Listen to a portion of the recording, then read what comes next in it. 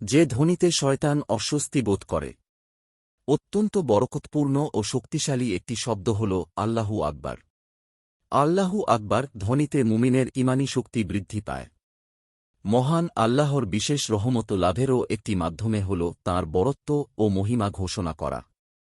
পবিত্র কোরআনের বহু আয়াতে মহান আল্লাহ তাঁর বান্দাদের তাকবীর তথা মহান আল্লাহর বরত্ব ঘোষণার নির্দেশ দিয়েছেন। পবিত্র কোরআনে মহান আল্লাহ বলেছেন, আর বলো, সব প্রশংসা আল্লাহরই, যিনি কোনো সন্তান গ্রহণ করেননি, রাজত্বে তাঁর কোনো শরিক নেই এবং অপমান থেকে বাঁচতে তাঁর কোনো অভিভাবকের দরকার নেই।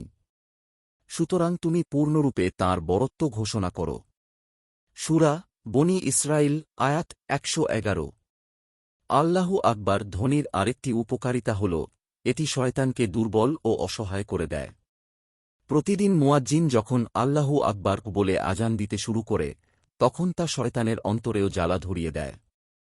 হাদিসে স্পষ্টভাবে বর্ণিত হয়েছে, আজানের ধ্বনি শয়তানের জন্য এক অসহনীয় যন্ত্রণা।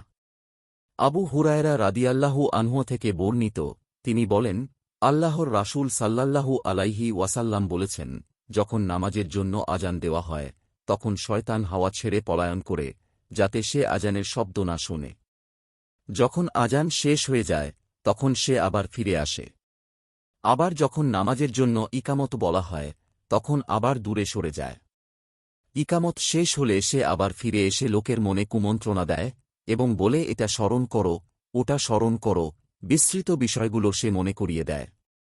এভাবে লোকটি এমন পর্যায়ে পৌঁছে যে সে কয় রাকাত নামাজ আদায় করেছে তা মনে করতে পারে না। বুখারী হাদিস ৬০৮।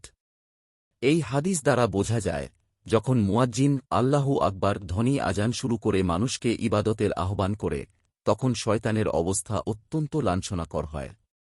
আল্লাহু আকবার ধ্বনি তাকে অসহায় করে তোলে।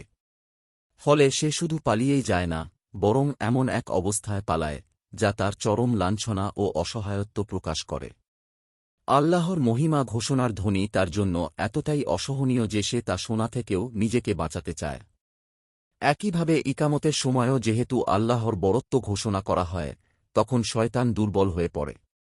কিন্তু যখন এই পবিত্র ধ্বনি থেমে যায়, তখন সে আবার মানুষের অন্তরে কুমন্ত্রণা দেওয়ার সুযোগ খোঁজে।